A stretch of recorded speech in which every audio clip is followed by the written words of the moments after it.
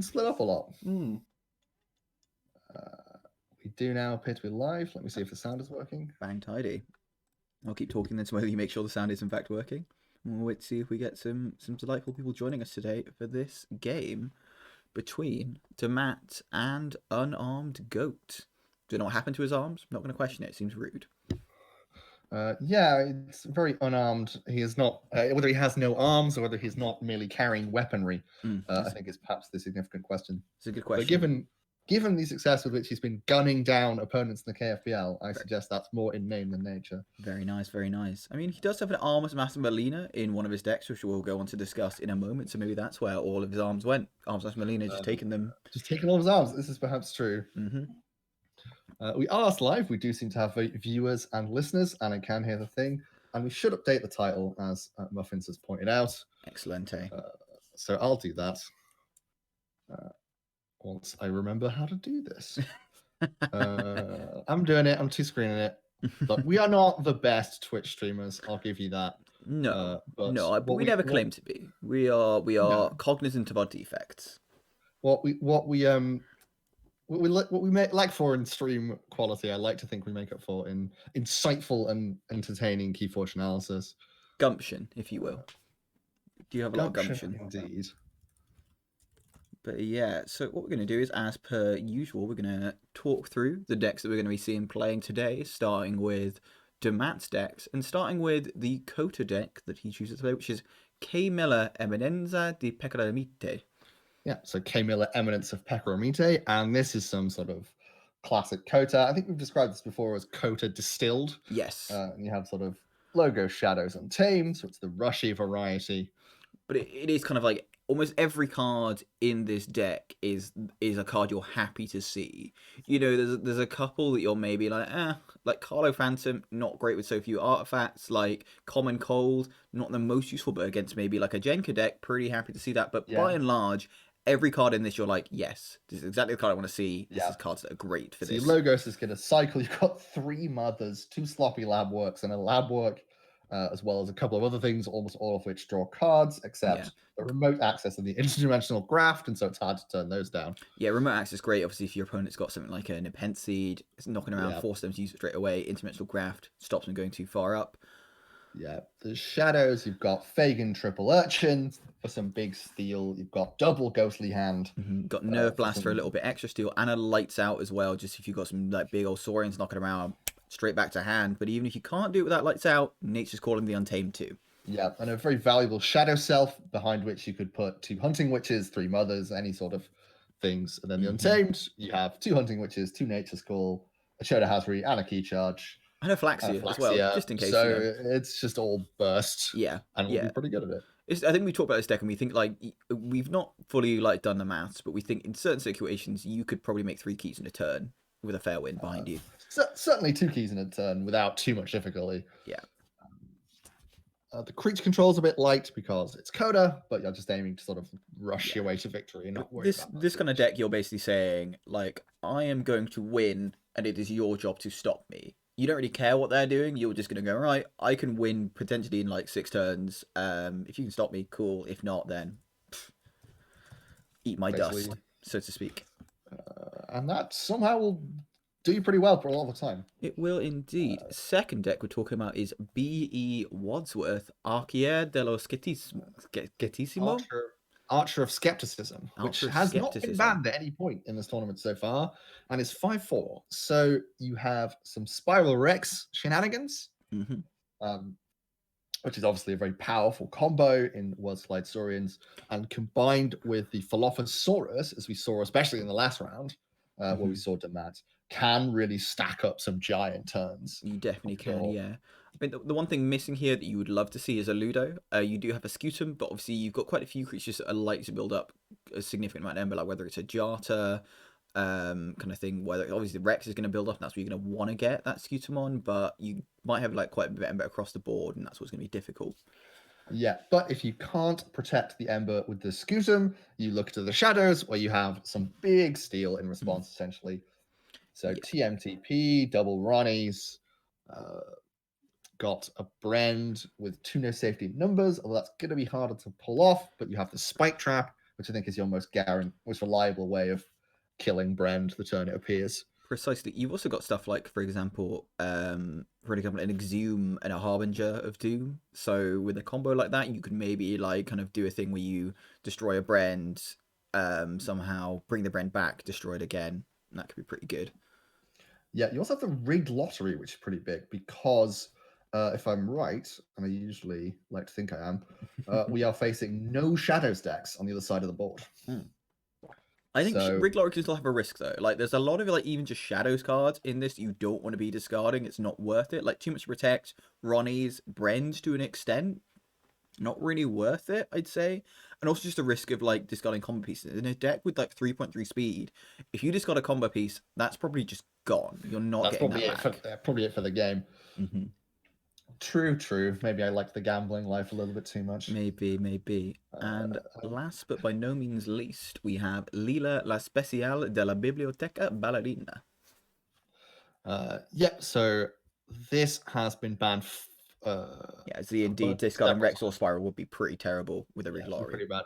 This has been banned 4 times and has not lost in the games where it wasn't banned, and it's basically just a very strong all-round mass mutation setup. It is, yeah. So if you have a quick glance at the numbers, it's got pretty solid showings in all of them. You've got a pretty decent speed. I say a pretty decent 24, so very speedy. Oh yeah, it is. Decently fast.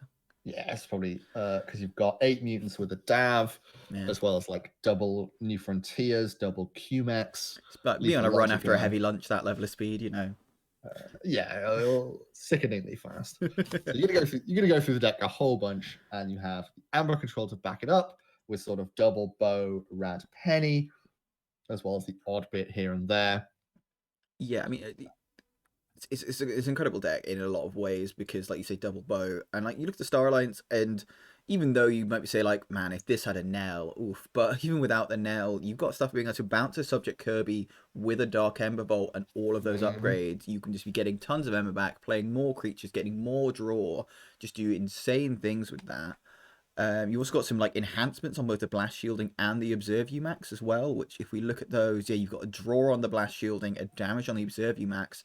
Damage may not seem great, but if you can just kind of like pipping off wards, pipping off small creatures with that, can come up really handy. And while we look at the enhancements, you can spot that is an enhanced Rad Penny that is double enhanced with a capture and a draw. Yeah, and it's also you've got that bonizing there as well, that, with a draw pip on it, you can be really happy to see that too. Even if you're not getting it for a steal, you're replacing it self-functionally, so you're helping yourself get through the deck quicker. Yeah, and you've also just got sort of decent creature control, you've got a BDQ, you've got a red alert, got other bits and bobs. So it's just has all the tools, and it's gonna cycle through them pretty much very quickly. Yeah, exactly. So 3 excellent decks here, but let's see what UnarmedGoat has to face up to them. As we talk about the Lord of Underwater first, which I'm a big fan of that name. That's a top name.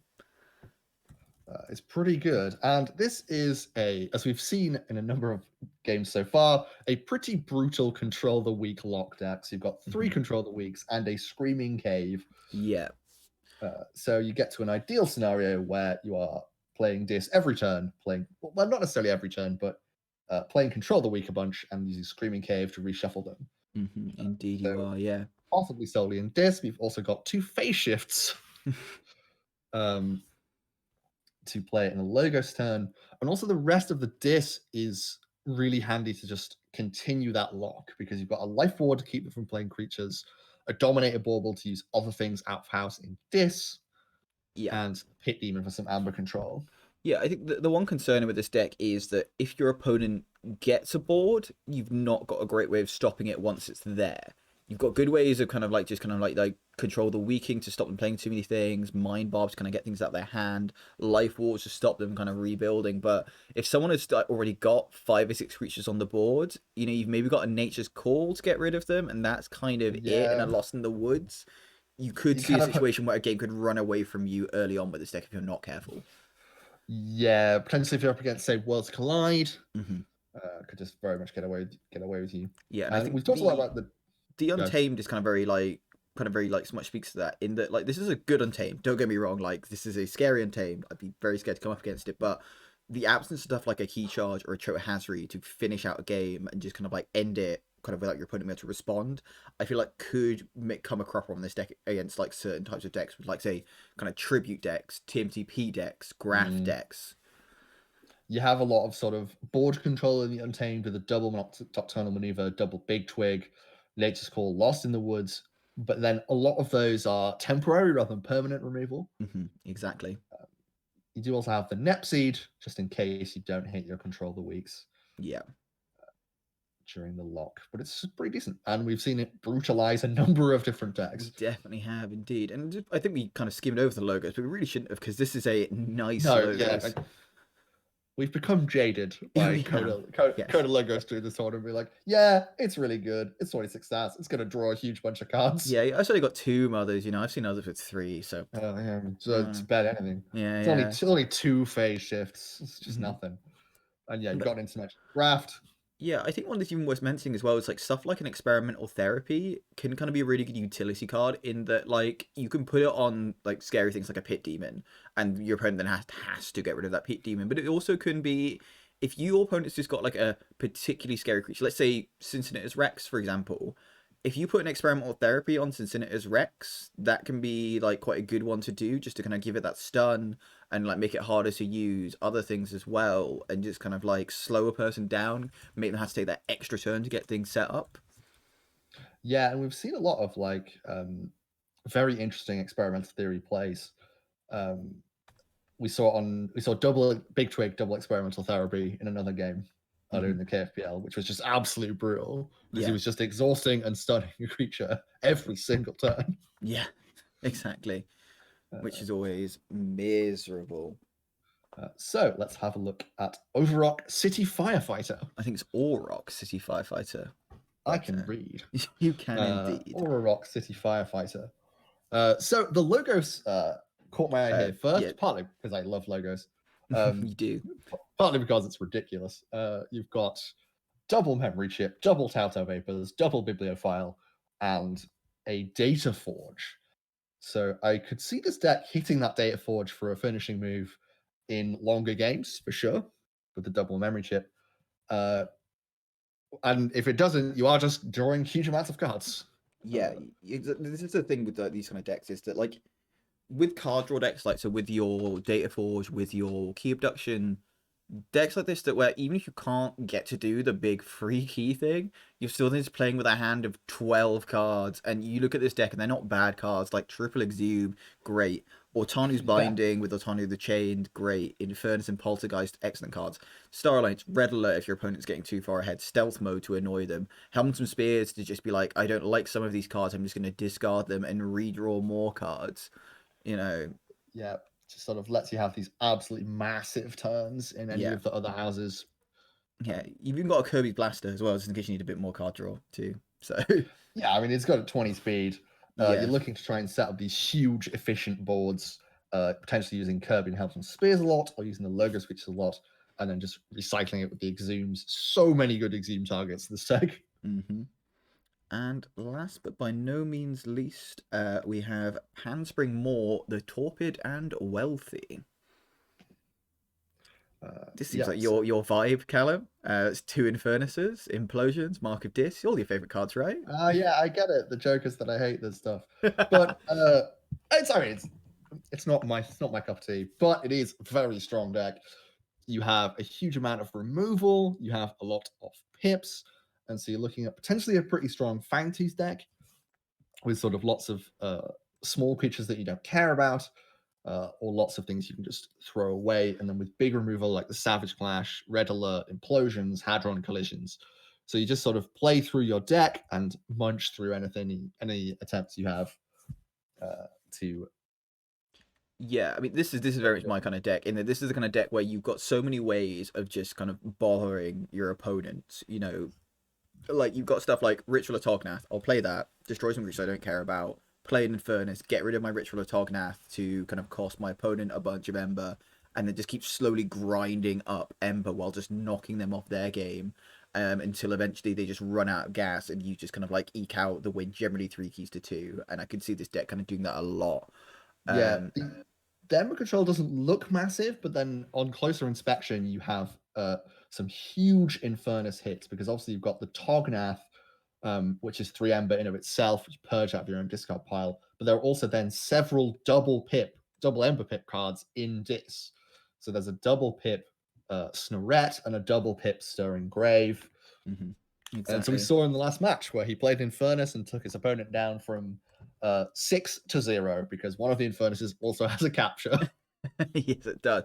And like, Infernus with the capture is great with, like you say, with the Snorret, especially when you can put it behind a Cinder.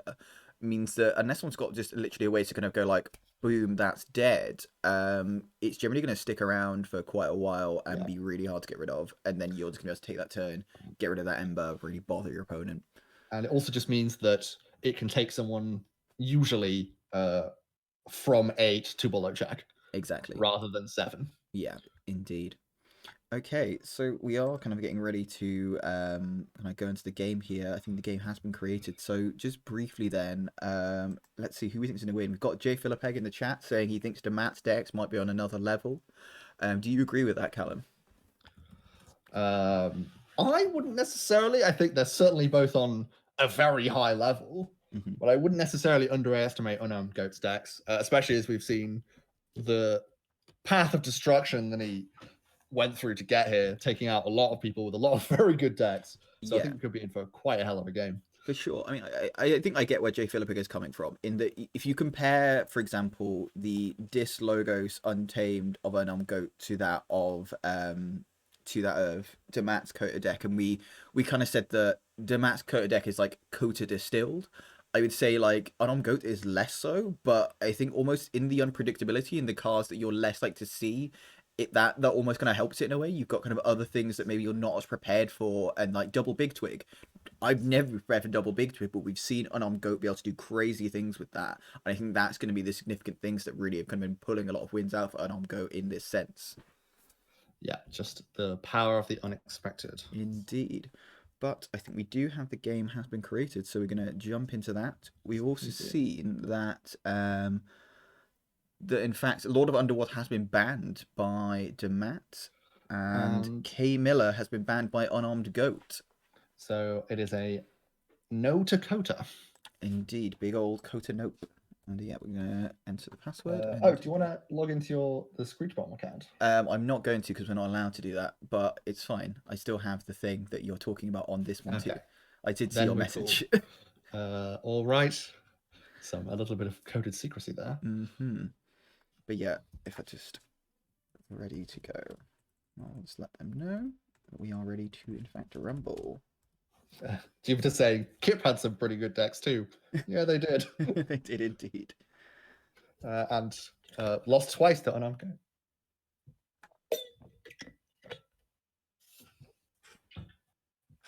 Yep.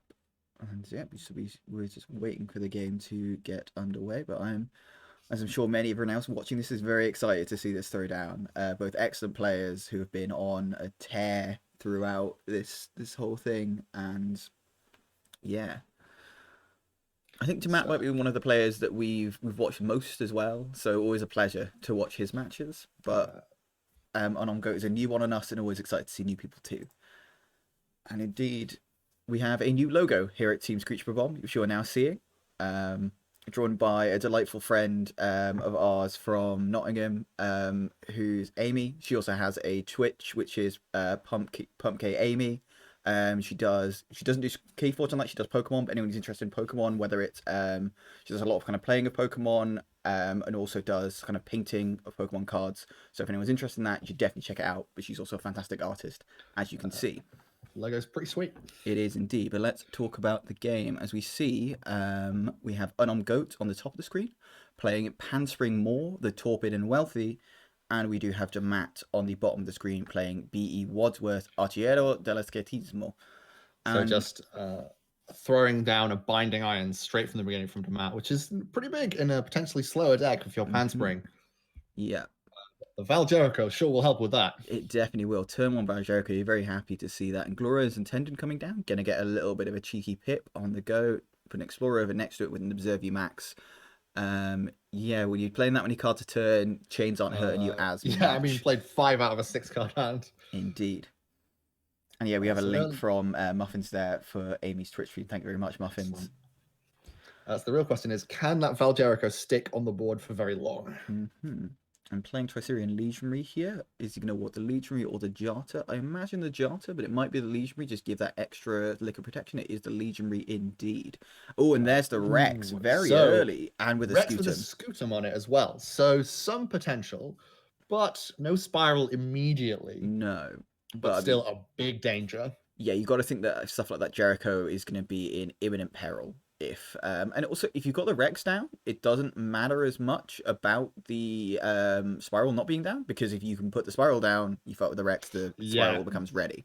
So if you're unarmed goat, you're suddenly faced with a situation that you could be comboed on immediately out of hand here. But yeah, unarmed goat having a little bit of a consider here. What's his removal like is the question. I think when you see a Cincinnati as Rex on turn 2, it's always going to give you pause for thought. And with the Captain Val Jericho in hand, obviously you've got to have a lot more options than usual. You know, you're not just choosing a house. You're saying, if I choose this house, I can play one card in an additional house. Does this affect which house I want to choose? Also, kind of going to have less cards in the future. Lots of things to consider. So, does have stuff like implosions, savage clashes to potentially deal with it. But obviously, only 5 cards in hand, so he needs to have it. Perhaps cursing his luck that he played out that subdue onto an empty board. Yeah, that subdue would have been real helpful around now.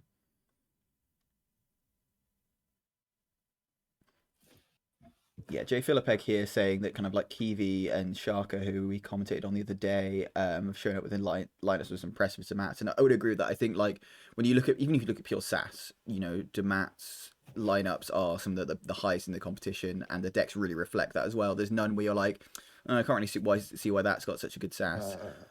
So the very nicely played there. Yeah, so the Fangtooth Cavern with the Gloriana's Attendant. Obviously, the Fangtooth Cavern killing the Gloriana's Attendant. Oh no, fighting the Rex with the Gloriana's Attendant. But if he could have reaped with the Attendant here actually, and it would have killed that Rex anyway. Just because he would have, the Attendant would have died because of the Fangtooth, and then the Rex would have died as a result of that. Makes it straight to 6 Ember, used a Hadron collision from the Val Jericho to ding the ward off the Legionary. I'm wondering if maybe he's protecting against a Ronnie here and thinking if he has a Ronnie, he's going to knock me off check either way. So he's going to take me down from, he's going to steal 1 rather than stealing 2. Could be my thinking here. Yeah, I think that's very reasonable. The effect is essentially the same. But he's going to go Dis here. So maybe has, say, an Evil Eye could be sufficient to stop that Forge. Not much else in terms of Ember control. Yeah, I mean, I suppose the only other thing is that if he wants to play an Odoak, it would have knocked my check. But I guess he's thinking he's just played a Saurian turn, less likely to want to play another Saurian turn. So just kind of happy to do that fight rather than the Reap. But Dammat is going with Dis, goes a Lilithal. A fair game. Both players going to gain 2 from that. So going up to 8, Dammat going up to 3. And what did they lose? Dammat lost Wail of the Damned. And we also get to see what's in his hand as well, which, and we are going to see. Oh wait, sorry, no.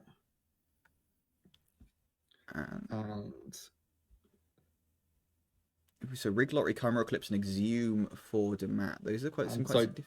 And Dammat lost the Spike Trap. He did. Which is potentially a problem. The Spike Trap's quite a big one, actually. Yeah, for trying to get rid of that Bren, the Spike Trap can be important there. So I think that could be not the happiest about Growth Surge. Oh, puts the Ghost Hawk up to 5, so we can kill the Lilithal. Very nice play from Goat, as he does forge a key, getting first blood in this tie and this game. Already pretty much even, so sort of 3 to 4, and he's a full key ahead. Indeed he is, but we are going to see shadows from Dammat here. There goes the Rig Lottery. And Dammat getting 2. The MTP and the Odoak and the Harbinger. This is what we've said about Rig Lottery. He's getting 2 Ember from this, but he's lost a lot of valuable cards here, and you've got to wonder, was that worth it? But to be fair, so has Unarmed Goat. When we look at here, you've lost Snarette, Infernus, Red Alert, some cards you definitely don't want to be seeing going away. Yeah, that Infernus especially, and the double pip Snarette, so both Ember Control and Ember Generation losing out there. And he puts down the Bren, but with the Fangtooth Cavern, doesn't necessarily need the Spike Trap, because we now have the continual thing of Unarmed Goat kind of has to put down a creature. Yeah, we do see the ritual of Tognath here getting 3 Ember for Unarmed Goat. Does he have an Infernus to take advantage of this? He does have an Implosion to destroy the Legionary. And an Inspector to stop the Bren being destroyed. And hits an Imperium with the... killing the Inspector with the Fangtooth. Very nicely done. Mm-hmm. And Dammat is going to forge a key here. 1-all now, but Unarmed Goat on 8. And I don't think Dammat has a way of readily killing this Brand right here. No, without the Spike Trap, you're having problems. You can do it with no safety numbers if you have both Ronnies available to you. I think we have seen one Ronnie already, I do believe. No, we haven't seen any Ronnies yet. I was incorrect there. I could have sworn we saw one. It doesn't seem to be in the discard. I kind of eclipsed it. Ah, I see. So we had seen one, but he's gonna hit a Ronnie. But Unarmed Goat, we're gonna manage to forge a second key here.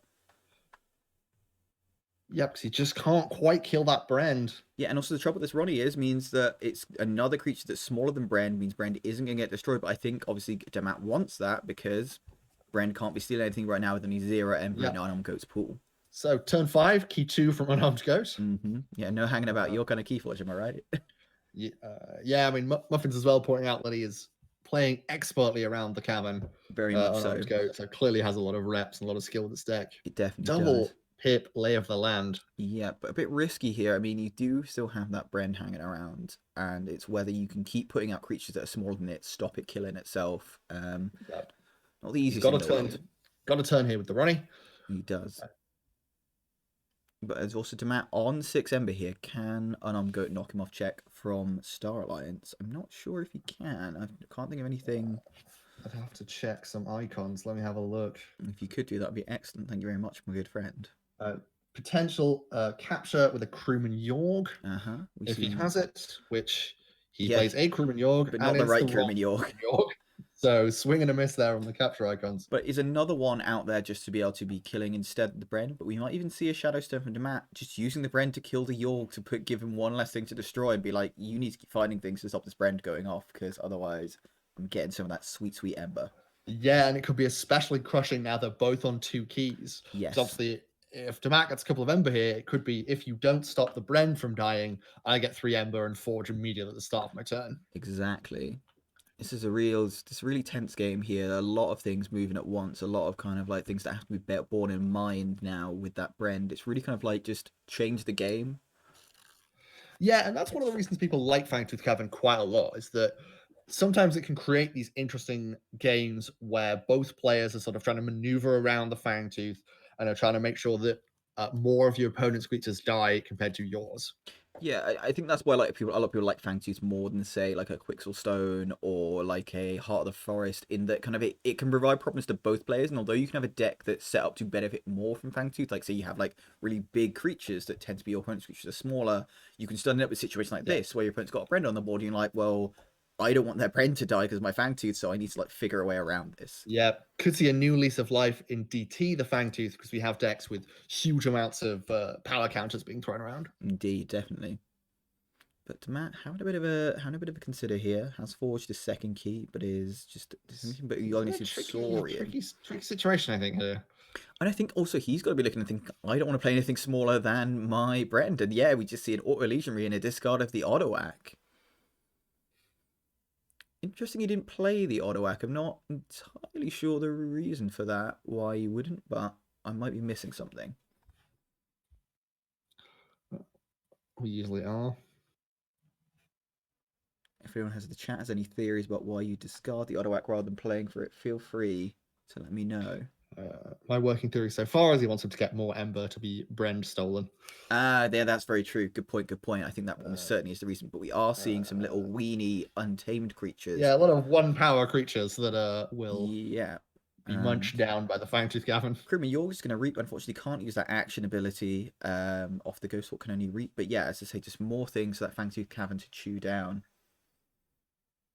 Oh, Mark of Dis, very true from Sharka. Yes, that would be a good target. I don't know if Mark of Dis I don't think Mark of Dis did get hit by. No, it didn't. So very likely to be coming up soon. Still floating around, so doesn't want to have to take another Saurian turn immediately afterwards. Definitely not. No, Dammat here is going to choose Shadows. Might just be trying to get rid of these small creatures. Just kind of increase the chance of that Brand getting hit. Might be able to hock the Fangtooth Cavern for some burst, but I'm not sure whether you do that at this point. Goes for the He's trust going to no play. one. Plays a no safety in numbers for nothing again. Just for the Ember, and is going to fight that crewman Yorg. And a pestering blow takes out the attendant, but is leaving the Ghost Hawk alive. So UnarmedGoat getting another turn of respite. Still, that Brand lives.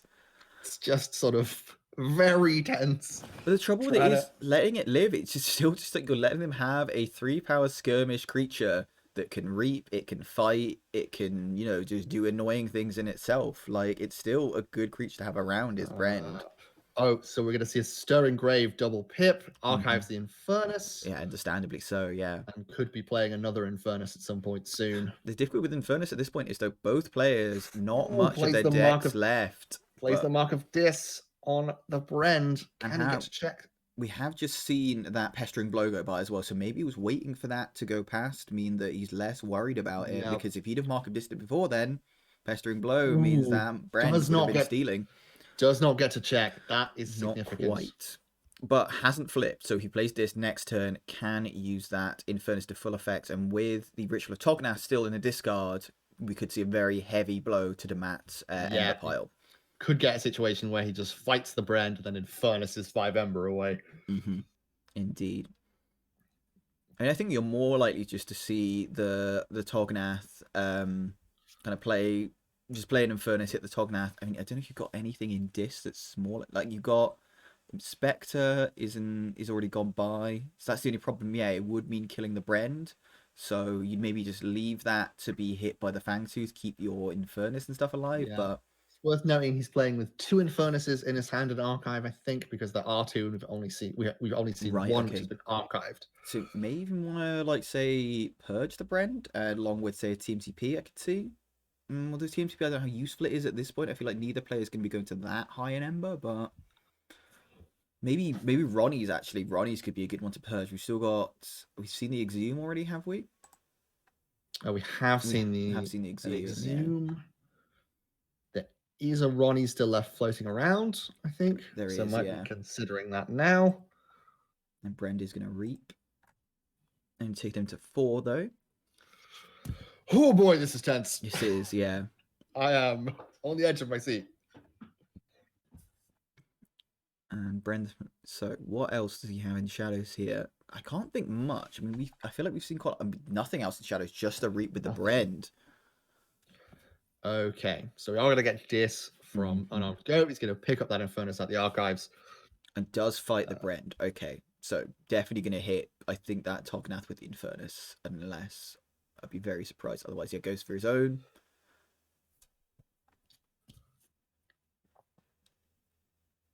And what is he going to hit? And Tognath and Lay of the Land. So, yeah, 5 pips total. Yeah, 5 Ember, immediately gone.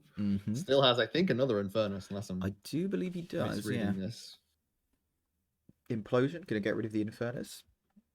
What's that on the reshuffle, obviously? Yep, and there's Infernus number 2. And there's a capture pip as well on it, just in case.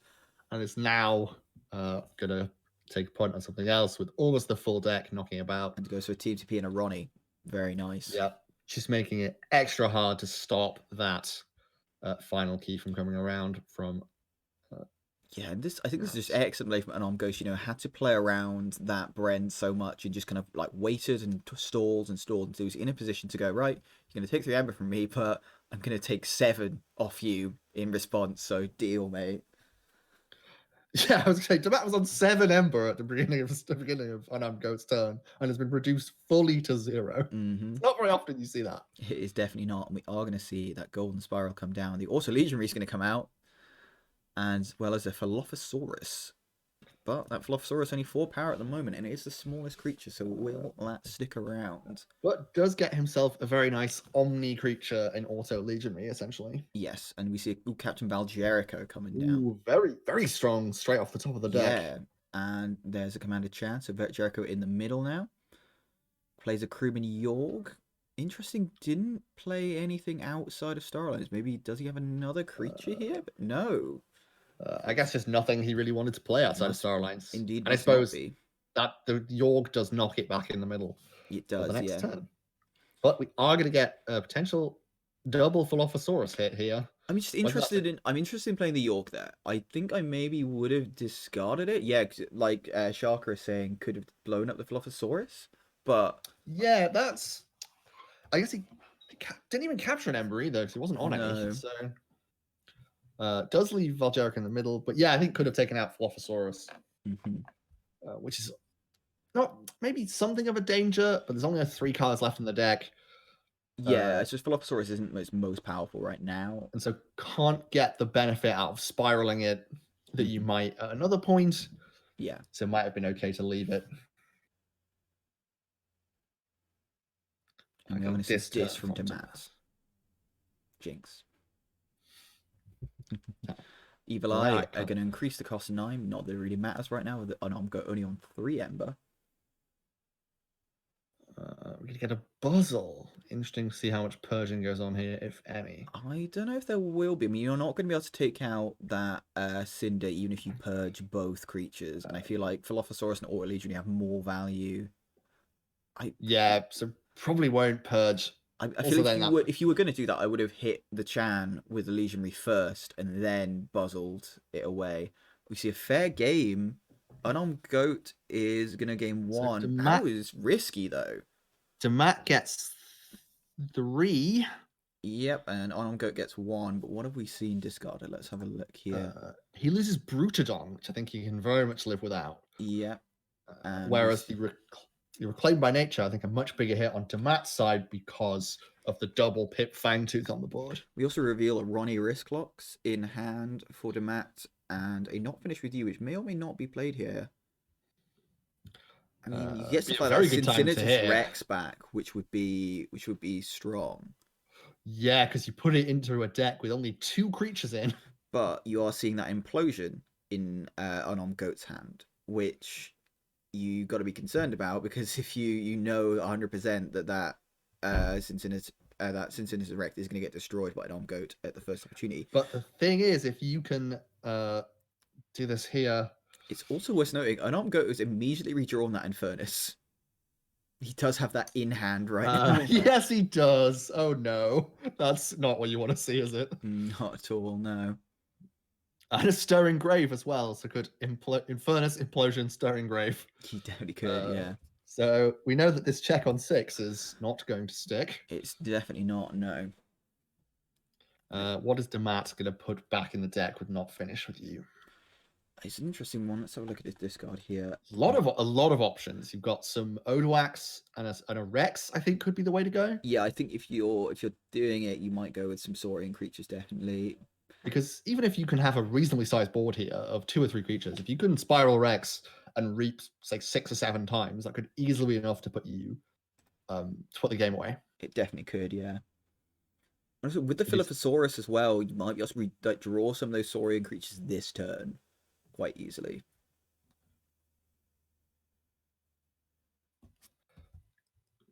But we are seeing Dammat have a bit of a consider. And he's just letting him know that it's Odoac, and Cincinnatus with Not Finished. Yeah. Very, very courteous play from Dammat there that we love to see. Yeah, because obviously in real life, your opponent could have a chance to look at your discard and it would be very obvious what you were putting back in, because you would like show them and say, yeah. So we were. Perhaps a few technical difficulties as well. Possibly, here. Yeah. Yeah, Shark is saying it looks like all of Saurian can stop 7 Ember, which is very true. And we're seeing a little bit of manual moding here. So, yeah, huge potential swing right at the very end of the game, because obviously you've got a couple on the board. You've got potentially big setup happening. It's also, if you get that Rex out off this Dilophosaurus right now, you can go to town a bit with this. Well, he's still in a disturn, so. Oh, he's in a disturn, of course, yeah. But next turn, oh boy, next turn. That also Legionary tricks me. It is a sneaky robot dinosaur. Sneaky robot dinosaur. A robot ally. Perhaps the only ally as a creature type. I don't think we're all seeing another one. I can't think of one off the top of my head. So, what do you do if you're Unarmed Goat? We know what your hand is. You have Dark Queen Gloriana, Demo Beast, Infernus, Implosion, Stirring Grave. I mean, I think a disc turn, because you kind of you getting rid of that Philophosaurus. Like, Oh, you've got do you know what one. you could? Do you know what you could do? Mm. You could play the Infernus with the Val, play Dark Queen Gloriana, and pick it up. Oh, you could. That's true. I don't know whether that's whether good, you would but want to. Yeah, I have no I don't idea know whether whether you that's a good should. turn, but I'm really excited about that prospect. I mean, you could. kind of. Yeah, if you do it on a disc turn, actually, that would be much better. Yeah.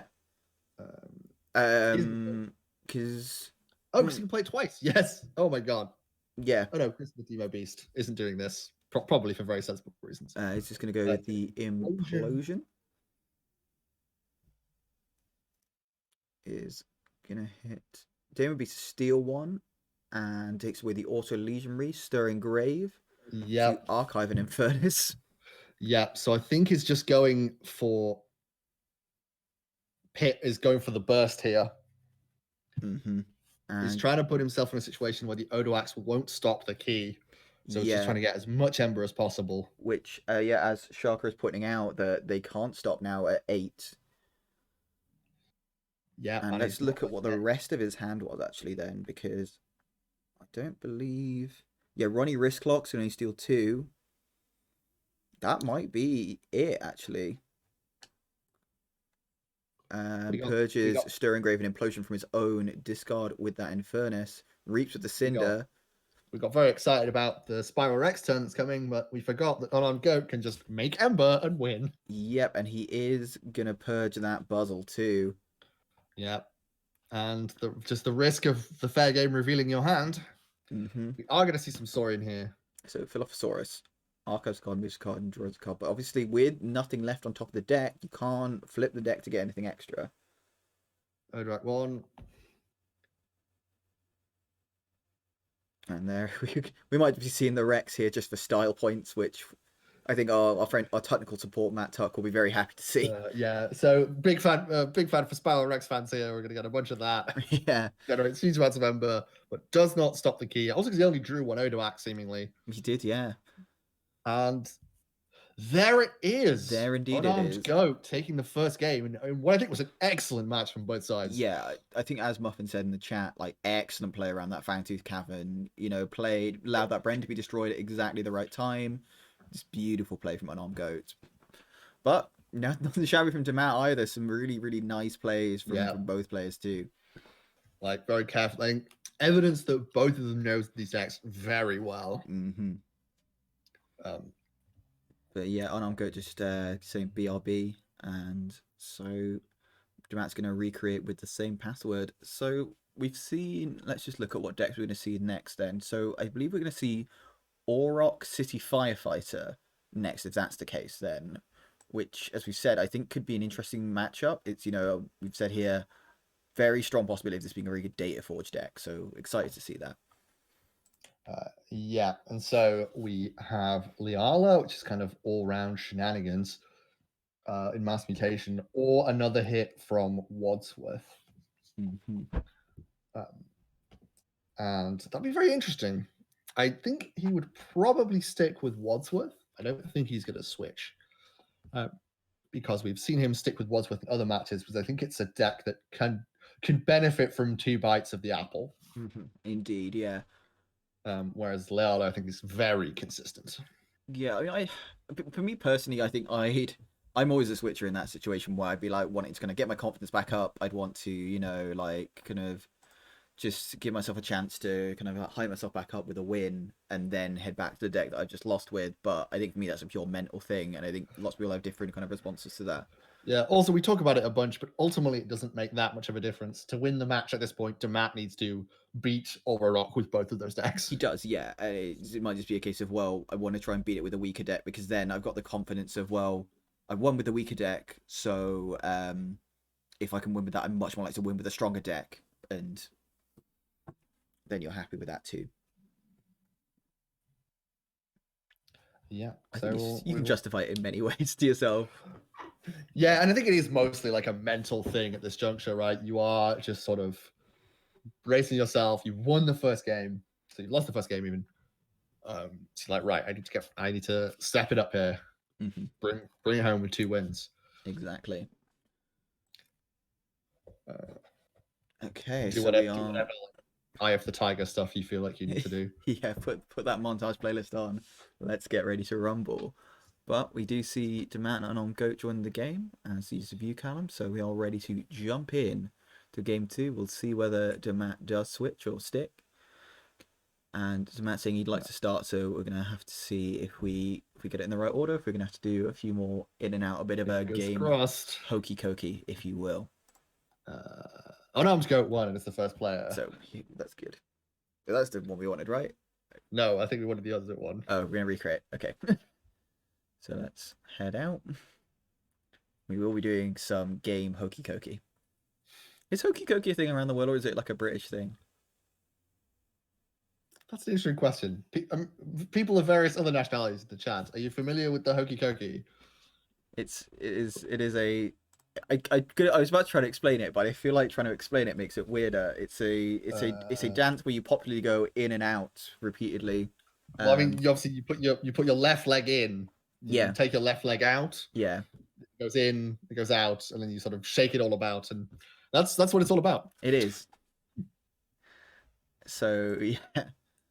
Dammat is the first player now, so we're all good. We have to stop trying to explain weird British things. And we see Rufino here with the hokey cokey. There we go. Yeah, we have some people who get that story. But it's the hokey pokey in America. Interesting. Oh, really? It's a strange subtle difference. That's funny. I mean, it is a kids' dance, really, in the UK as well. It's not like a yeah. We're not doing this we don't do this on Night on the Town, busting out the hokey cokey. I promise. Out of the clubs. Yeah. But let's talk about the key forges. We do see Dammat sticking with the same deck, sticking with B. Wadsworth, Arciera, Della Scatisimo, and he will be staying on the bottom of the screen. And we're going to have UnarmedGoat once again on the top of the screen with Orok City Firefighter. I think a very interesting part of this matchup is that you have a double fair game from Wadsworth and lots of draw from Orok. Mm-hmm. So you could see a situation where that's playing with some pretty big hands, and fair game could be a big hit. Yeah, you're also going to see like stuff like Rig Lottery, and there's definitely some cards in this that could hit that could be really troublesome. Like if it hits a memory chip, if it hits a data forge, if it hits a Tau Vapors, you know, all of these could be really nasty for UnarmedGoat here. I think this is all the spectators. Are we still waiting for Lee Lynchy? I don't know if he's joined or not. Actually, I'm not sure. I think we have some Italian commentators who are also, I think, recording this. Yeah, I think when we get this deep in the tournament, that you're always going to get kind of like a couple people on the same game. I mean, we had it a couple of times in the group stages too, when I was trying to get a video of everyone pretty much, and we had one or two where we were doing the same one with the Italians, and it was quite fun. Nice multicultural vibe we've got going. Also, people just all really want to see Keyforge, and these games have been great. So they have been excellent. My first game was great, and I can see the second one being just as good as we jump in to it. I'm just checking to see if Lee Lynchy is coming, or if I imagine that. I hope I didn't imagine that.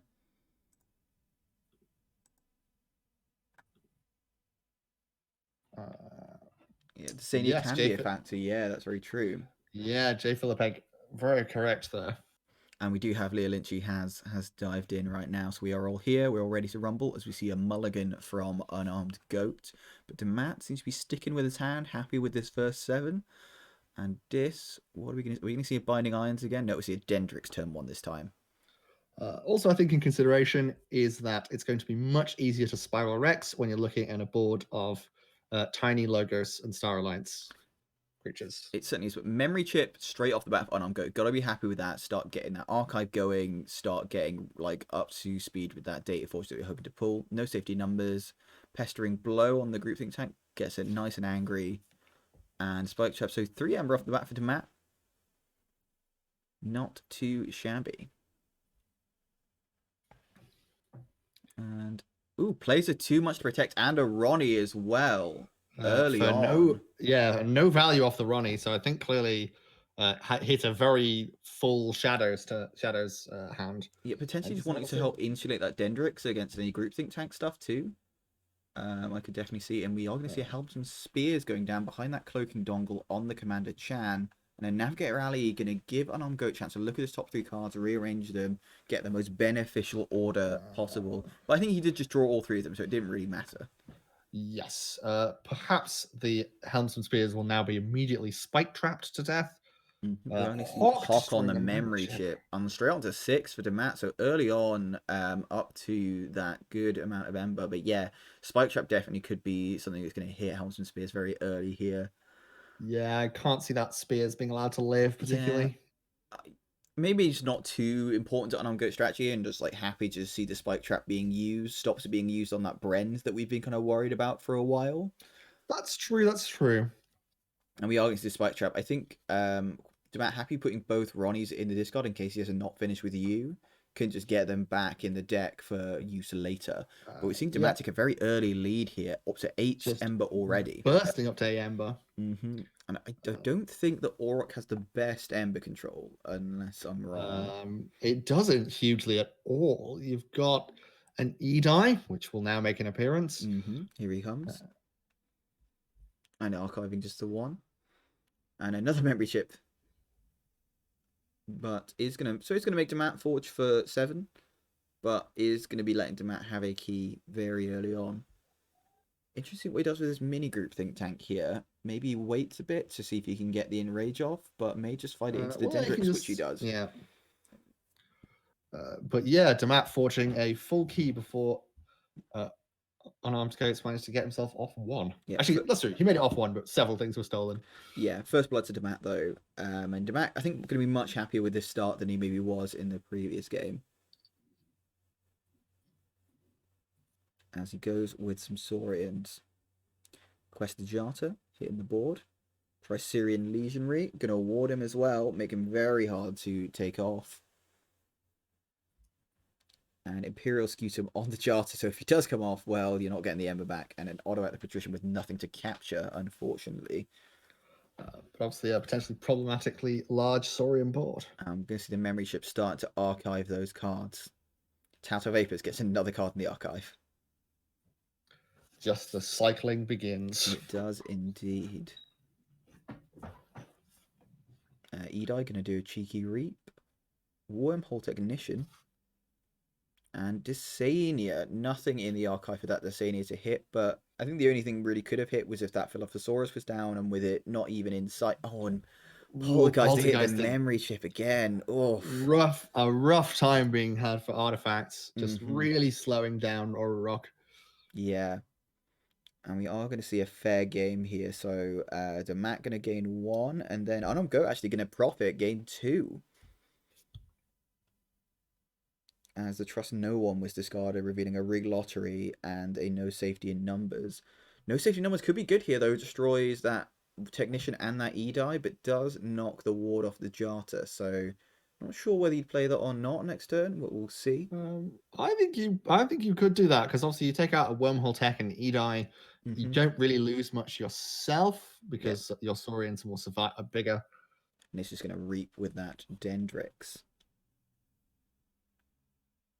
So UnarmedGoat here, taking a bit of time.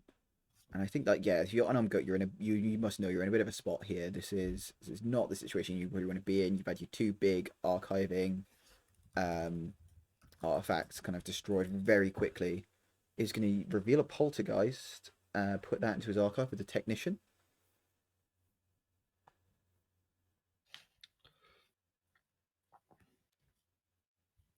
So you're just going to sort of try and build up a Logos board, but we just know it's immediately going to get hit with the... Yeah. And that's the concern, is that E-Die is a big part of your Ember control, and it is almost certainly just going to get wrecked here. And Positron Bolt, though, going to take off that ward, destroy that Legionary, put some more damage on Dendrix, Babbling Bibliophile, and reaps with the E-Die to put himself on check. Going to say to Dammat, you might be able to forge a key, but I want to forge 1 too.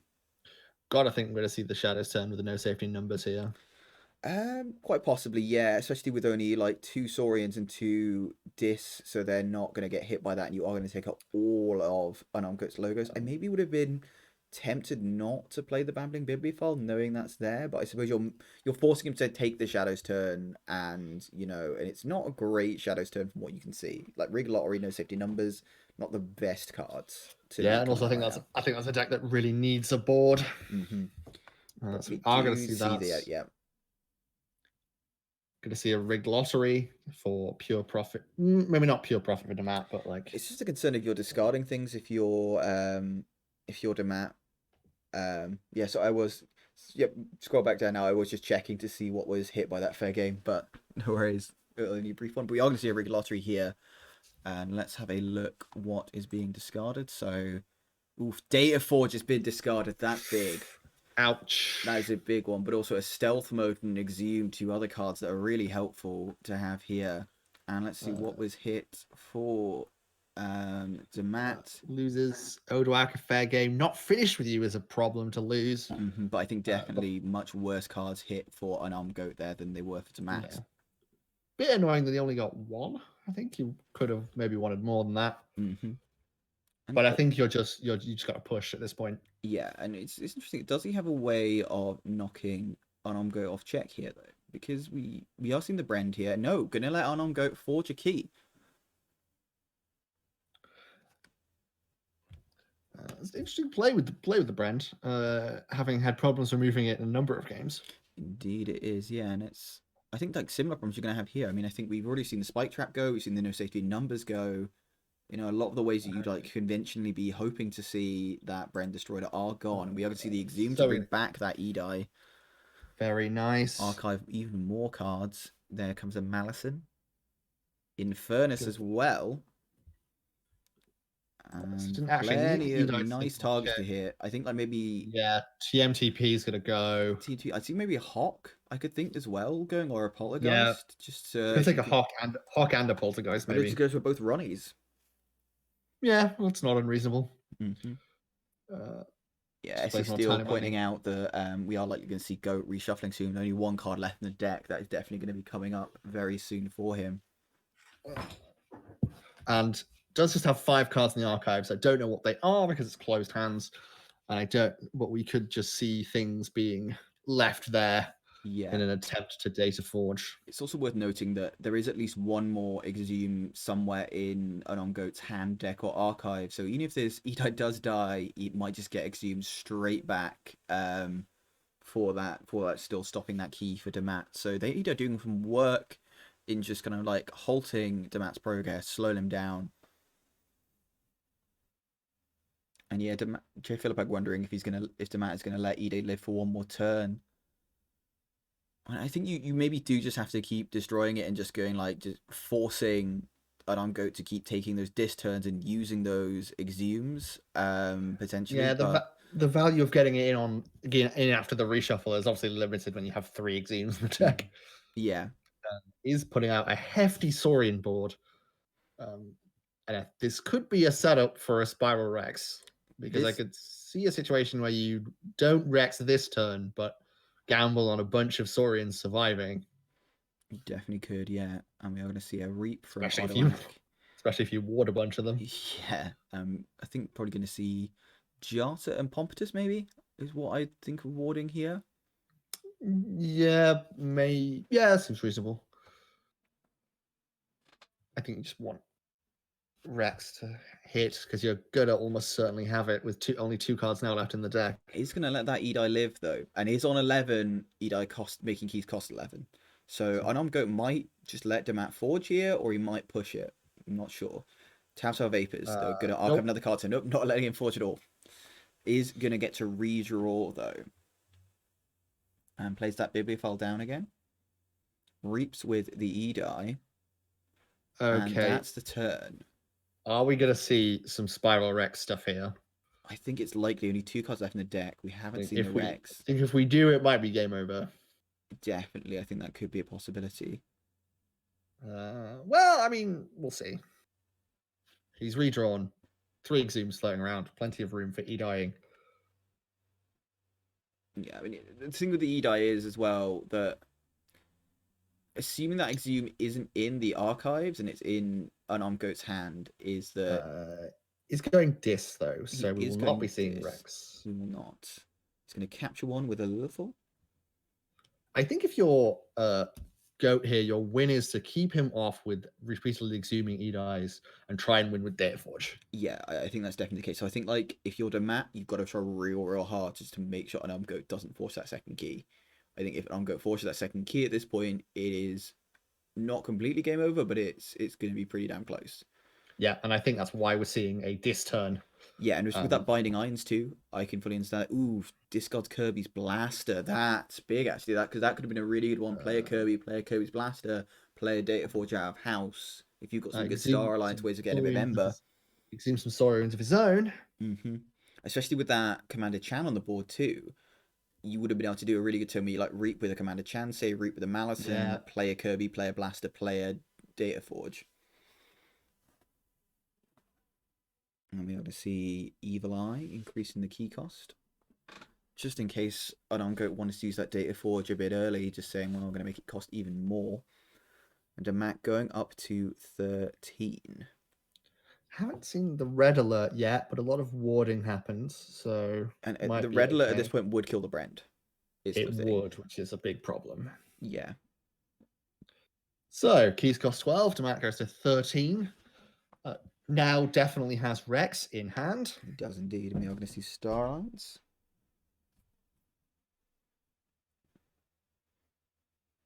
Oh, ooh, Operation Officer Ishii. Gonna read with the chance. And maybe read with the Edai here? I don't believe that I'll knock him on check unless he's got a way of archiving, but I don't think he has. But maybe just thinking, right, I'm going to let him force for 12. And he is going to let him force for 12. Yeah. But is putting himself on check. And is there any ways in Saurian to stop Goat from forging here? There is an Odoak as a second Odoak, which he can now go and get, probably. You'd think so, yeah. So, question of why he's not killing the Edai. I think the reason he wasn't killing the Edai initially, at least, was because it was going to get exhumed quite regularly. He maybe wanted to get it on the reshuffle, but also just thinking, well, it's going to get exhumed anyway, so it's just not worth wasting the resources. Because when it does get exhumed, it gets to archive another card. Yeah, so I think if he can find the Odoak here with the Philophosaurus. Yeah, I think that's what he's definitely digging for. It might be it anyway. I mean, what, he can Reap with the Philophosaurus, and yeah, 6 times with rule of 6 here, so it seems pretty likely he's going to find it. And he's also just going to generate so much Ember. Yeah. Going to say he probably will kill the Helmsman. Yeah, there is a second Odoak somewhere in the deck. And I think he can do it enough. He can use Rex enough times against this board. Yeah, especially with the Pompetus. So I mean, that's 2 uses of Philophosaurus. Play, Reap. He's gonna have several more. I think he'll probably make it. Yeah, I'm just kind of counting up how much. Yeah, no, you can easily like rule of 6 the Rex here is the thing. Gets the auto legionary out as well. Because that also readies.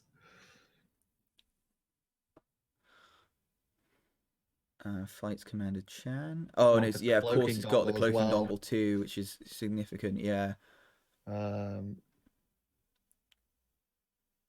Philophosaurus. It also just might be too early because he's only got 6 cards on archive, so he might not even be able to Data Forge yet. It's true. So I think we are just seeing Spiral Rex probably close it out. And there's the second Odoak. Yeah, there we go. And I think this might be curtains for UnarmedGoat, unfortunately. Yeah, he's going to generate infinite amounts of Ember here, and I think that should be enough to win the game. Someone's asking in the chat why he's not killing the Edai. The thing about the Edai with the triple exhume is that obviously if it's just going to get exhumed next turn, and you likely think it is, then that just puts more cards into the archive. So your key costs end up costing more, and also then lets him cycle through his deck more, and lets you store up more things in the Data Forge. So sometimes it makes sense to leave it until a more optimal time. He's just like, yep, you know what? I'm just going to leave it there and generate more Ember than I at any point need. Yeah, and like with the stuff like the Rex combo, you just know you're going to be able to make tons of Ember. Like you can see Dammat here has 21 Ember in his pool Yeah. and could have used that Rex a couple more times this turn as well. But yeah, so it is now 1-1 in the tie, and UnarmedGoat just couldn't quite get it across the line there, but very tight. And we are going to see it go into the third game. So the tension really ratcheted up here for that. Yeah, and I think it was just losing both of the memory chips very early meant he Mm. just couldn't get that required efficiency. He could not, unfortunately, no. 0 hard art in Liala, so they might be able to stick, but then we have Liala itself being a very good, very strong deck. We do indeed. So let's jump into this game.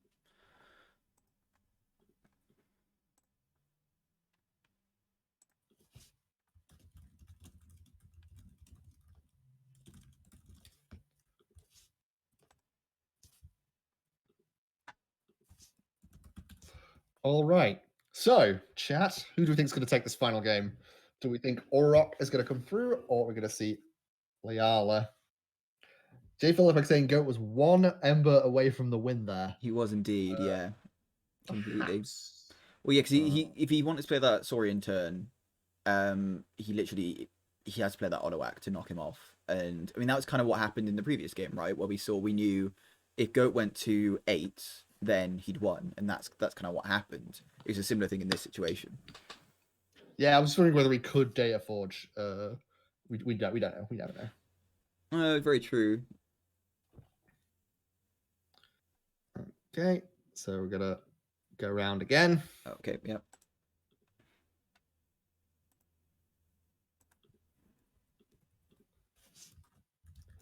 Oh, these closed hands commentaries are killing me.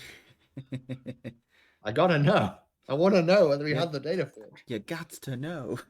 It's killing me. It's my natural curiosity. But yeah, Jupiter saying here, like, Goat playing some really high level keyboards, and I think I definitely agree with that. You know, it was just kind absolutely. of like the plays he's making are stuff that I probably wouldn't be spotting at all, and he's playing to his outs excellently.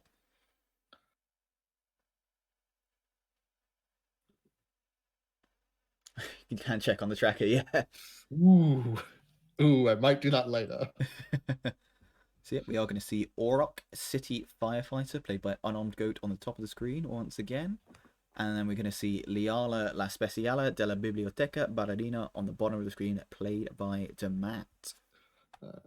So, all of the draw shenanigans, Liala. We've got a DAV, we've got an auto encoder.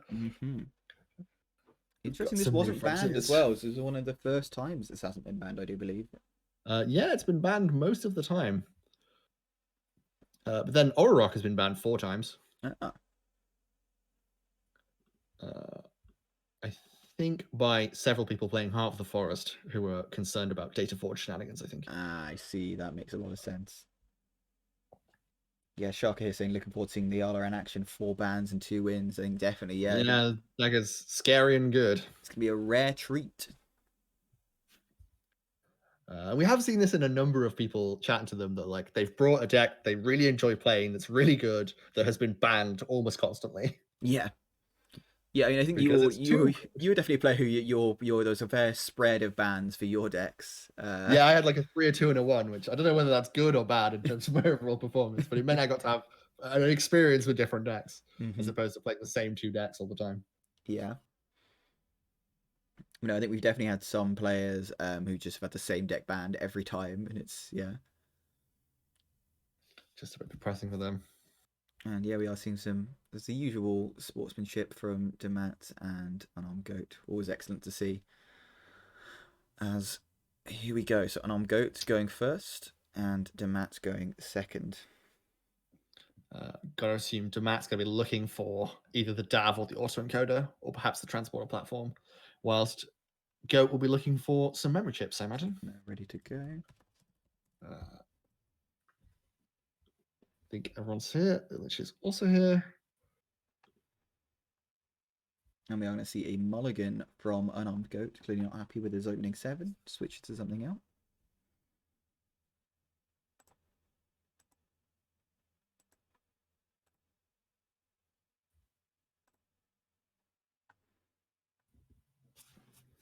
Gonna start for Starlights. Yep, and a Com off the Kirby.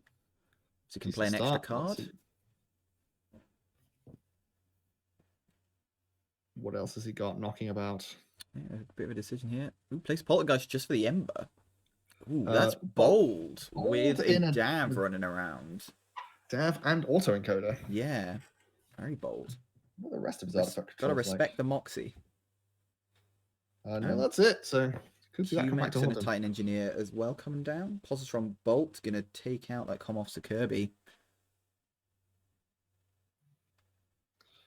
I've got to wonder what's in the rest of UnarmedGoat's hand then, that he didn't wanna play anything else and just chose the Poltergeist. Maybe just rest his logos is what I'm thinking. He's setting up for a big logos turn now, and we are seeing logos. Mini group thing tank. Shame that Dammat didn't play one more here, because he could have definitely made use of that and taken out something. But he's going to see an E-Die archive something or other, and that's all she wrote. Yeah, I guess also when you're playing a deck that has the speed of Ororok, you can just be like, well, I'm going to get around to it later. Yeah, you'll get back around to it. It'll be the kind of thing where if Dammat had played the Dav on the turn after that, you would have been kicking yourself quite hard, but it doesn't just bit in him just yet. Dammat's going to play Survey, start looking for things. Discards his subject Kirby, so whatever he didn't discard there's got to be pretty good. Pretty good, yeah. We are going to see a Blast shielding with the draw icon, Observe Max as well onto the E-Die. Oh, deals 1 damage to the E-Die, and then, yeah, onto the Titan Engineer, access denied on as well. Just piling those up. Stacking it all up. Yep. I'm going to see the turn pass back, and I'm going with Dammat already on 6 Ember. I just didn't notice that at first. The Ember generation, it is too fast for us. Yep, Reaps with the mini group thing tank. Removes the stun, Wormhole Technician. Data Forge just played for the Ember. Not seems to be a great start from UnarmedGoat here. No, it just isn't quite getting the pieces to accelerate away. And Perplexing Sophistry going to discard Navigator Alley at random, Vandalize. Yeah, Dammat just being like, yeah, you know what? I'm going to help you out here. I'm going to let you have some more cards. The Medic Ingram. Decent hit. Would let him ward a bunch of creatures. It would do, yeah. Booby Trap here as well. Gonna take out that E-Die. And Lyco Thief, of course, Elusive and Skirmish. A combination of Untamed and Shadows. And a Mug as well. Taking Dammat to 11 by the end of turn 3. This is brutal. Doesn't feel great if you're UnarmedGoat. If we have an Evil Eye, though, an Evil Eye could be good here. Just increase that key. Oh, it's the Exhume onto the E-Die, I want to assume. And yeah, going to increase that key cost at least to 7. To 8, rather. I do apologise. And yeah, so forcing Max to pay 8. Good to see. Yeah, bit of a punch back, not unreasonable. Yep, then that's logical. And there's the Dav. Coming a little bit late, but still in plenty of time. You're going to see got Titan Engineer on the board. Of course, the Axis Knight, so can't reap. Can think it might be going to fight that E-Die, going to war. Munchling drawing 2 cards with one from the Munchlings. Draw icon, 1 from the Dav. Yeah, another Q-Mex. So many cards being drawn here. Here's where you go, oh yes, Liala does have 24 speed. Yes. All, as it turns out, pretty handy. It definitely is. But that's all she wrote. So, put a big board to be facing down if you're UnarmedGoat here. Dammat again choosing to leave the E-Die on the board. Yeah, that's especially with that Titan Engineer. Chose to fight the Wormhole Technician instead. Ooh, does hit the red alert though. Big turn there. Pick up the archives too. Mm-hmm. So I've got to think we're now going to see a massive Starlight's turn. Yeah, and there's a Helmsman Spears as well. Cloaking Dongle on the Spears. Gonna give that E-Die some elusive. There's another Helmsman Spears as well. That's 2 elusive Helmsman Spears. To be like, hey, and what are you gonna do? This could be why why UnarmedGoat was quite happy to just kind of let that Poltergeist go early, because you can just kind of say, okay, I'm gonna get 2 Helmsman Spears out. I'm gonna ream through my deck real quick. Get straight back to them. Hit with the red alert, and the Cloaking Dongle means they could be quite hard to remove. We'll see what Dammat has. Yeah, and he's starting with the Q-Mex. Yep, Q-Mex there. Draws a card. going to think Dammat draws a card is going to be a phrase we're going to be seeing quite a lot in this matchup, Yeah, it feels we like. probably should stop immediately noting every time it happens. It's going to be happening a whole bunch. Yeah. Fights one Helmsman Spears, fights two Helmsman Fights one with Spears. the dongle, very understandably, and discards a Quicksilver, but that's it. So I'm going to be able to forge a key here. And keeps Spears online. It does. So also, worth noting here, you can use that mini groupthink tank if you take a Starliner's turn. Commander Chan to hit, say, I don't know, whatever you want, really. But he's going to go Logos. Yep. And is going to reap with groupthink tank to take out that Munchling. Fights with an Edeye, not something you see every day. Oh, Desania to gain a couple as well. Very nice. Drops down a memory chip. Yep. Plays a bibliophile. Nice. So I'm going just setting up a board of like just lots of things you need to get rid of here. You know, you need to get rid of the Edeye, you need to get rid of the Spears, you need to get rid of the bibliophile. You probably want to get rid of the Chan if you can. Yeah, so just punching back a little bit, and Liala has a red alert, has a BDQ, and I don't think we've seen either of those. So does have the potential to punch back a little bit. We have seen a lot of the little bits of removal come and go. Yes. But with 5 cards left in the deck and 8 in hand, probably has one of the two in a way that's beneficial. So I didn't look at what that Desania hit. So yeah, just a QMax and Infomorph, not great ones to hit with the Desania, but QMax you're happy to get rid of, just stopping that kind of constant card draw in Logos happening as often. So relatively balanced at the moment. Dammat having a slight edge in terms of Ember, but a much better board on UnarmedGoat side, and we're seeing a Shadows turn. Yep. Ooh, hits the Infernus, and a Bony Eyes going to steal one, draw a card. That's a brutal hit though from that Perplexing Sophistry. Definitely that Infernus is going to be something that UnarmedGoat would really be wanting to be able to be using. Plenty of exumes. Second Bone Eyesing as well. Oof.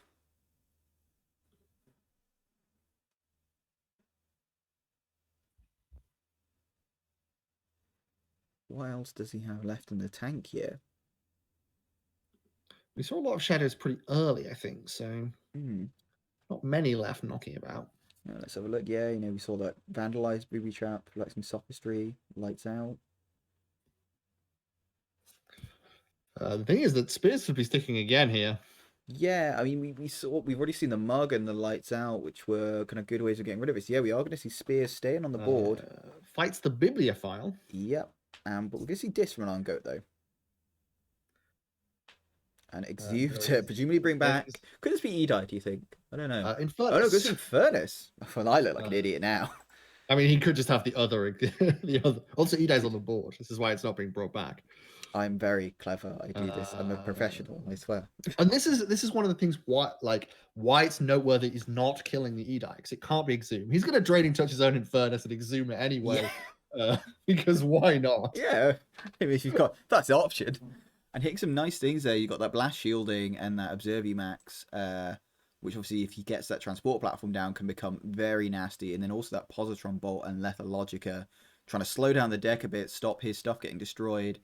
And UnarmedGoat, like, really, like, fighting back against what has been a tide of cards coming from Dammat and holding his own. Well, I mean, that's got to hurt. The Infernus, Draining Touch, Exhume Infernus. Yeah. Perhaps do you now need a minute, Callum? Do you need to kind of dab your forehead? We do see, though, a Boss Zarek, Radpenny, and Francis the Economist all going in, which Dammat knew because he only had 3 cards left in deck, so could know exactly what was coming. Handily just take all of those. Very good New Frontiers hit. Yep. Adaptoid has been left on the board a lot longer than I would have thought, to no particular detriment. And Spears. And we're seeing a slight misclick from Dammat here. If he didn't want to play an Ensign Al Samra. Maybe put it on the wrong side. Quite possibly. I don't think there's really much that kind of minds about what side things are. Positron Bot, I suppose, is the only thing that really minds about what side.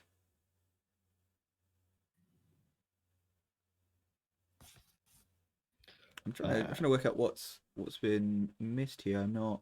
Oh, you meant to discard it rather than play it, possibly to benefit from the autoencoder, I'm thinking. Yes. And I suppose that's the thing. There's no cards left in the deck. Oh, true. I don't Yeah. know. I trust the power of them to resolve it. Yeah, it's an interesting one. I suppose maybe didn't want to flip the deck. I because is Ensenal Samra a mutant? Yeah. Oh, yes, because then he would draw one. Oh, but it's not. Apparently, it's not in his discard. This is like a really weird magic trick. It's not up my sleeves. It's not up my discard. Where is it? It says play, but it doesn't see it on the board. Yeah. This is a strange one. It's also not. I'm guessing it's not in his hand either. Should Then. I think they.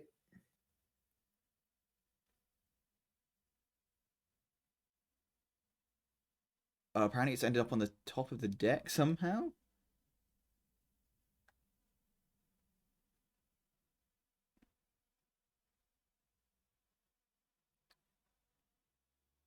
Apparently it's got invisible.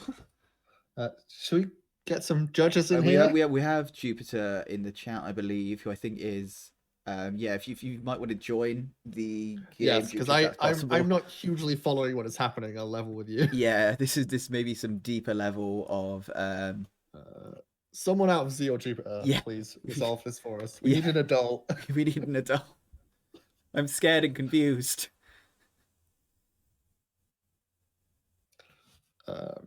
And Bahamut's asking what happened. I'm not really sure. So it seems that Dammat tried to play Ensign El Samara and I think misclicked and tried.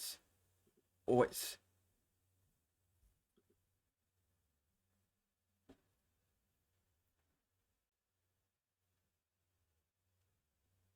Oh, this is the problem. So he wants to put it on, I think, a different flank, but obviously playing it would draw a card and shuffle the whole deck. Right, okay. He obviously doesn't want to do that. I see. Because then if he wants to replay it on a different one, that would then mess up what was going on, if that makes sense. He's then drawn extra cards when he didn't want to.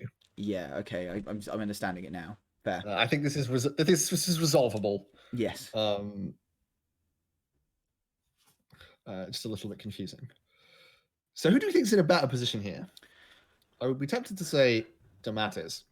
Yeah, I mean, with a Dark Embervault and Norse encoder and a transporter platform now, you've got to think that yes, Dammat probably is in a strong position. But you look at UnarmedGoat's board, and you can start using the Hellsman Spears potentially this turn, and just start kind of like bringing this deck around, you know, and start to guess stuff like that Poltergeist's out, and it's potentially bring it around to that Data Force turn. I think it's gonna be difficult though. I can see Dammat just accelerating away with this game and getting to some kind of, you know, unreasonably high levels of amber here, and that could be the case. But we shall see. So I think this has been resolved appropriately by our judges. So. Thank you very much, and thanks to them for running the tournament generally. Yeah. And allowing us to enjoy this spectacular Keyforge that we are today. Also for letting us chat shit over it as if this is a thing that we do now. Apparently so, yeah. Because we are. That's it. He wanted to play the Red Alert first, then play the Ensamra. Right, okay, I see. That makes some sense. That makes sense, yeah. Yeah. So that Spears dies to the Red Alert. He scatters a bunch of damage on everything else. And then we're going to see that Ensign come down and allow the card to be drawn. Ensign Alzheimer potentially very good in a deck with the sheer number of enhancements that Leala does have. It is, yeah. And then we're going to see New Frontiers coming down. Less certain of what's in the deck this time than last time it was played, I feel. Yes, may actually miss something this time. And he's going to choose Shadows again and does indeed miss everything. Titan Engineer, Quicksilver Adventurer, and Munchling. But I think you can live without those. I think so, yeah. I think most people will be fine letting them go by the wayside.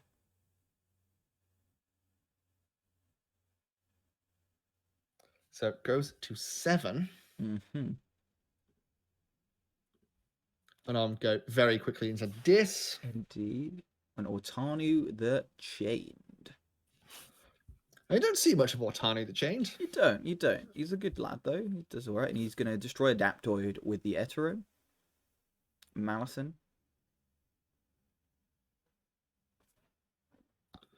Have we seen... we have seen all 3 Exhumes, so nothing else is coming back. I'm going to say deal 2 damage to that. Mini Groot Think Tank, great, just to be able to ping off that armor with your Otani's bindings. Uh-oh. I've been kicked out. I'll be back in a second. And yep, Dammat is going to forge his second key, then immediately into shadows. Doesn't even take a second to think about it. Picks up his archive. Yeah, because we know he's got a Rad Penny and several other shadows things in the archive. Yeah, and this is the thing here. You look at Dammat's draw and discard here. You know, you've got 9 cards in the draw, 5 cards in discard. He's going to circling around this so quickly. He's going to get that Rad Penny with a draw and a capture. Pretty nice, yeah. And and with the Dav too, yeah, it's going to draw another card. Yeah, this is the thing that we were saying here, why it's getting so much more difficult for UnarmedGoat now, just because you've just got the amount of draw that comes with that Dark Ember Vault, and you can just keep playing cards over and over again, and it's so hard just to stop the tide at this point. You know, if you go into a Starlight's turn as well, you've got, say, that Subject Kirby too, that you can transport platform, take 2 extra cards, and just relentless. And it is the sort of very fast mass mutation that we see. And Booby Trap gonna use it on his own board to get rid of that Rad Penny. And discards a Babbling Bibliophile with a Perplexing Sophistry. And discards a Kirby's Blaster. I think the Bibliophile will not be too fussed, but the Kirby's Blaster almost certainly will be a lot more fussed about. Going straight back up to check, mugging his own Bone-Knithing. Yeah, more mutants come down, more cards get drawn. Yeah, this is just going to be the end. His lights out as well. Oh, so he's going to put back Otani and Malison. Yeah, Ghost. He just forged a key and he's on 12. What happened here? Shenanigans about. Just brutal finish, brutal turn. And yeah, UnarmedGoat with the concession, I think, understandably there. That was a flurry. Just out of nowhere, just sort of the thing finally came online. And basically drew huge amounts of things, stole huge amounts of Ember. J. Philip in the chat saying this is why MM is the best set. Yeah, I can think agree based on that, I think you can see why you would say this. Yeah, that was incredible, but a great set of games today from both players. You know, excellent from Dammat, excellent from UnarmedGoat. You know, really tight games. I mean, that was a brutal ending to that game, but up to that point, it had seemed like neck and neck, and there'd been some real back and forth. So unfortunately, we will not be seeing the much fabled goat versus sheep match. I'm sure that UnarmedGoat will be with Dammat in spirit, and we'll have the spirit of goat versus the sheep. Perhaps. So I'm gonna start rigging the thread that we're all in. Oh, okay. Oh, I should join it. That makes sense. Lovely competitors. How are you doing? We do have UnarmedGoat in here. How are you, UnarmedGoat? I'm doing fine. I've been having trouble with that Auroch deck and not being able to close out games with it. I got close the first one, but the second one was not really too close. Yeah, the first game with it, definitely, it seemed like if you couldn't stop that key with that second Auroch, you maybe would have done it. I mean, was that, we didn't know what was in your archive, didn't know what was in your hand, but could you have gotten that Data Forge off the turn after? Actually, I couldn't because he discarded my Kirby's Blaster. If he didn't discard the Kirby's Blaster, I could have played Star Alliance, played Kirby, got an extra 2 cards, and I think I would have been able to make it. Oh, damn. So much closer than it looked from the outside there. Yeah, you did seem to get some rough kind of random discards quite a few times. Like that Kirby's Blaster seemed to be like kind of glued to being randomly pulled out of your hand by some of Dammat's effects there. Yeah, and I mean he got good lineups, so I didn't get a lot of archiving in that first game because he kept killing my artifacts. Yeah, losing both the memory chips very early was sad to see for Logos fans such as myself. Yeah, but very good matches from Dammat. Yeah, it was so spectacularly played on both sides. Yeah, definitely. So unfortunately, your KFPL experience is coming to the end. How have you enjoyed it? How's it been? I know you've been. It's been a lot of fun. It's been the first time I've really played a deck more than like 10 times in my life. Oh damn! Really? I usually just go to like weeklies with my random people. I've been to a handful of Vault tours, but usually I just play like a deck 2 or 3 weeklies before I go to Vault tour and then go. Okay, well, all of those things we said about you being very impressive with these decks and having played them a whole bunch of times. Clearly, the only deck I own is Panspring. The other 2 decks I borrowed. Well, don't we look a fool? You look very clever and competent. Keep on.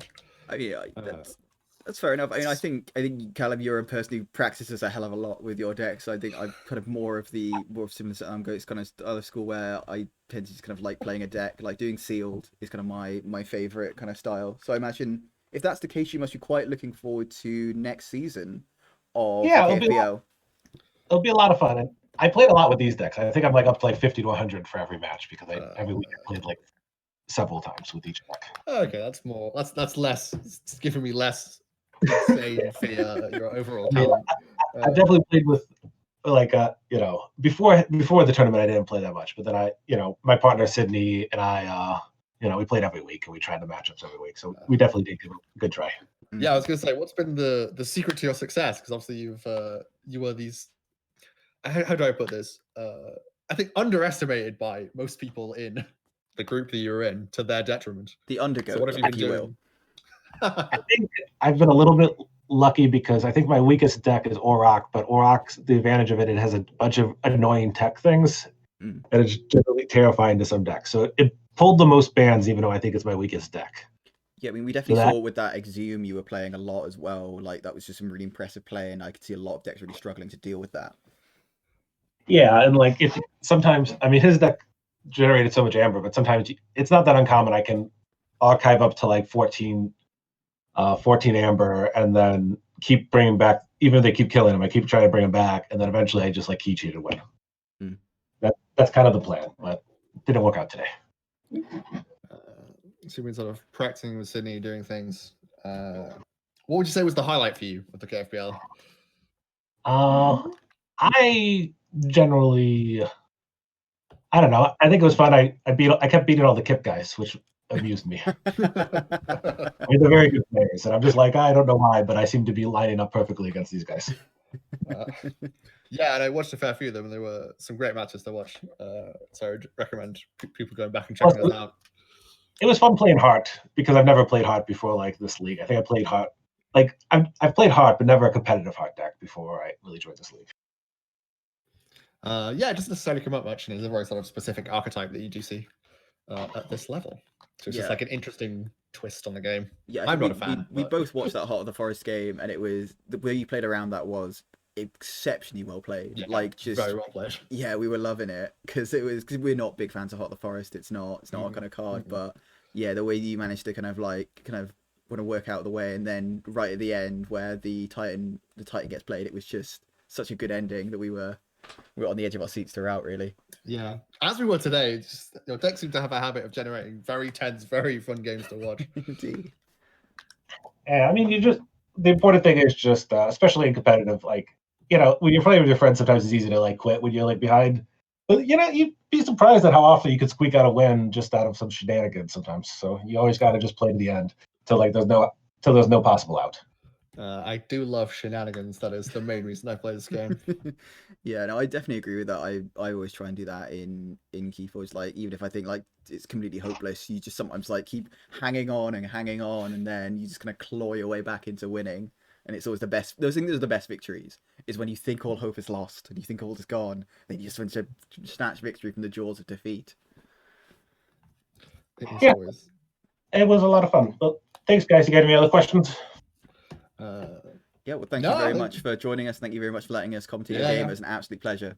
Genuine pleasure. Very.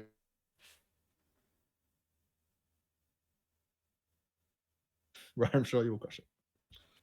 Okay, well, thank you very much to everyone watching the stream. It's been an absolute delight streaming this, and an absolute wonderful set of games to watch. We look forward to seeing Dammat going forward as well into the next round of the KFPL. I look forward to commenting even more soon. We have been Team Screech Bob-Omb. I've been David Baron von Fabulous Lark. And I've been Callum the Good Doctor Young. The next KFPL match in Super Sunday is on in 15 minutes on Justice Blinded's channel and his Equator versus J Power. So tune in for that if you want to, or do whatever you want. I'm not in charge of you. But yeah, thank you very much for listening, everyone. Hope to see you again soon. Bye-bye. Bye-bye.